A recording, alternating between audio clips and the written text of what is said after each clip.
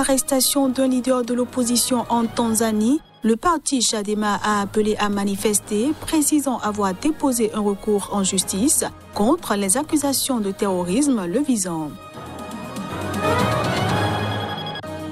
Le président zambien Edgar Lungu a annoncé ce dimanche avoir ordonné le déploiement de l'armée pour réprimer les violences électorales avant le scrutin présidentiel et législatif du 12 août prochain.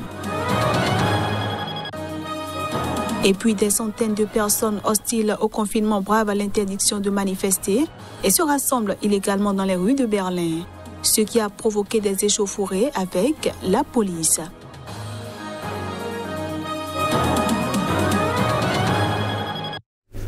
C'est un plaisir de vous retrouver en ce premier jour de la semaine. À toutes et à tous, bienvenue. À Madagascar, de nouveaux suspects, dont des généraux, des militaires et des policiers, ont été arrêtés à la suite du projet déjoué d'assassinat du président Andry Rajoelina. C'est ce qu'a annoncé ce dimanche la procureure générale Bertine Razafiari-Voni. Devant des journalistes ce dimanche, la procureure générale auprès de la cour d'appel d'Antananarivo a indiqué que sur le projet d'assassinat du président de la République, à ce jour, 21 personnes ont été arrêtées et font l'objet d'une enquête. Parmi les 21 personnes arrêtées, 12 sont des militaires et gendarmes en activité, dont 5 généraux, 2 capitaines et 5 sous-officiers. Il y a aussi 4 gendarmes et militaires retraités, nationaux et étrangers et 5 autres civils, a précisé la procureure. Parmi les 21 personnes arrêtées, 14 ont été placées en garde à vue, selon Bertine Razafiari-Voni.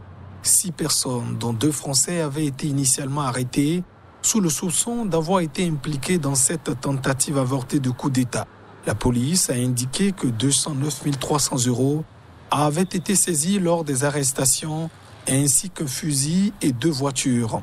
Le président malgache Andry Rajoelina a échappé une nouvelle fois à une tentative d'assassinat qui, selon les procureurs, faisait partie d'un complot.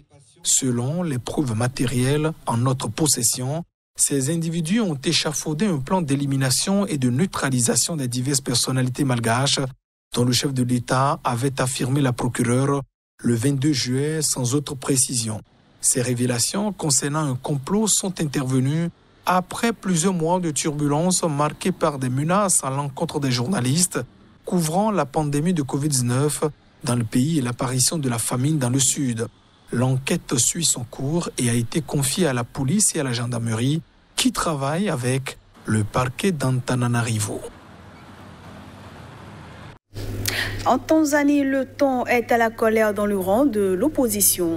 La principale formation politique de gauche, Chadema, a appelé à manifester contre l'arrestation de son leader.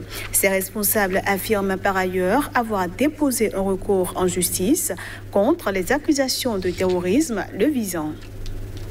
Le président du parti Chadema, Freeman Mbowe, a été arrêté il y a 10 jours avec d'autres figures dans une ville du nord-ouest où il prévoyait un rassemblement pour demander des réformes constitutionnelles.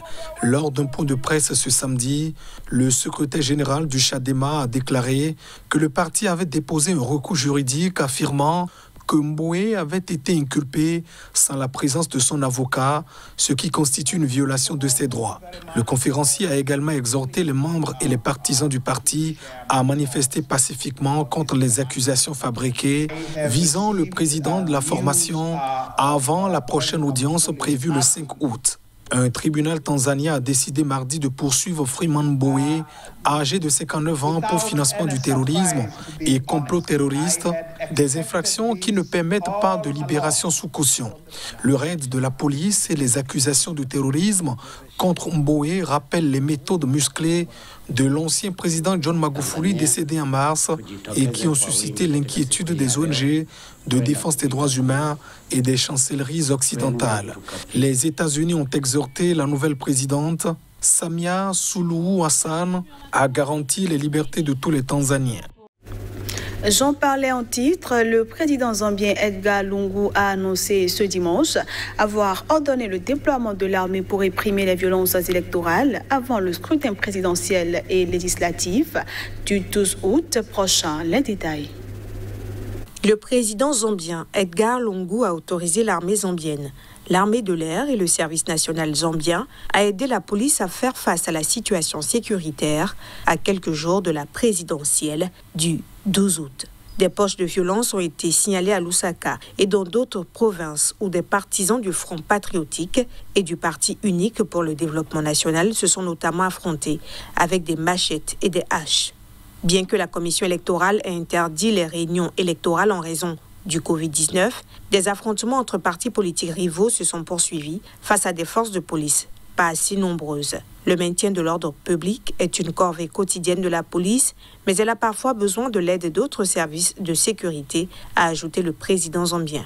Dans un rapport publié fin juin, Amnesty International avait mis en garde contre les répressions brutales de toute opinion dissidente menée par le président zambien, qui menace, selon l'ONG, le déroulement de la présidentielle dans un pays où les droits humains sont en crise. Des organisations de la société civile ont qualifié le déploiement de l'armée de dernier recours du pouvoir. Laura Miti, directrice d'une ONG, a jugé le déploiement de l'armée inexplicable du point de vue de l'état de droit. À 64 ans, l'actuel président est candidat à un second mandat controversé. Il avait été élu en 2016 à l'issue d'un scrutin dont les résultats ont été contestés par l'opposition.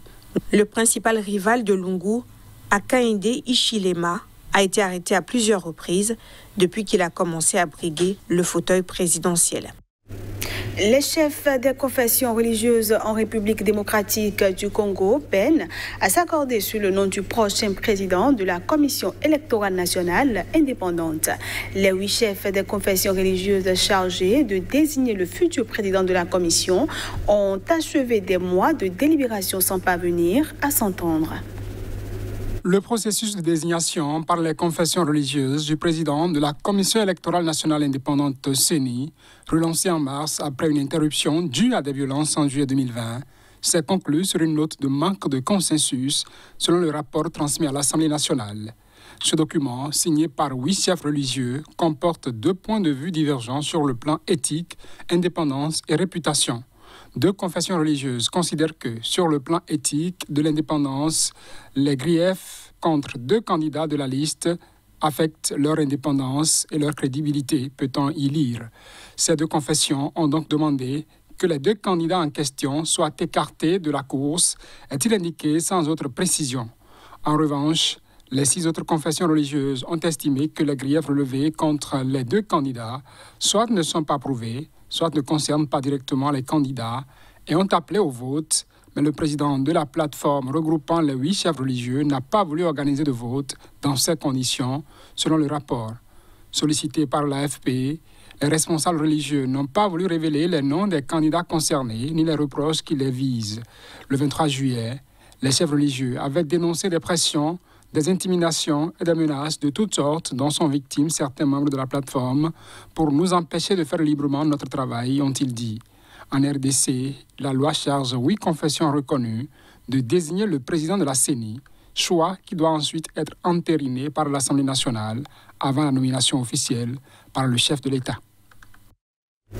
Ce journal se poursuit. Au moins 6 civils ont été tués samedi en Centrafrique après une attaque par des rebelles d'un village situé dans le nord-ouest du pays, près de la frontière avec le Tchad et le Cameroun. C'est ce qu'a annoncé la mission des Nations Unies en Centrafrique, MINUSCA. Ce matin à l'aube, des éléments du groupe 3R, Retour, Réclamation, Réhabilitation, ont lancé une attaque d'ampleur contre les positions des forces armées centrafricaines au village de Man, à plus de 550 km de Bangui, et en ont temporairement pris le contrôle, a affirmé à l'AFP le lieutenant-colonel Abdoulaziz Fall, porte-parole de la MINUSCA. 6 civils ont été tués et il y a plusieurs blessés, a-t-il ajouté. La situation est sous contrôle et des patrouilles de contrôle ont été conduites dans le village et ses alentours par les casques bleus, a-t-il précisé. L'information a été confirmée à l'AFP par Bernard Dilla, député de cette région. Le député Martin Ziguele, opposant au régime du président Faustin Archange Touadéra, a pour sa part réagi dans un communiqué exprimant sa tristesse après l'attaque par le groupe armé 3R qui s'est soldé par 7 victimes civiles et militaires et une personne kidnappée par les assaillants. Lundi, une attaque lancée par des rebelles avait blessé un casque bleu et tué un soldat centrafricain Obo, à 900 km à l'est de Bangui. Les 3R, majoritairement composés de Peuls, sont l'un des plus puissants groupes armés de Centrafrique. Fin décembre, ils ont participé à la coalition rebelle qui a cherché à renverser le président Touadéra et faire échec à sa réélection.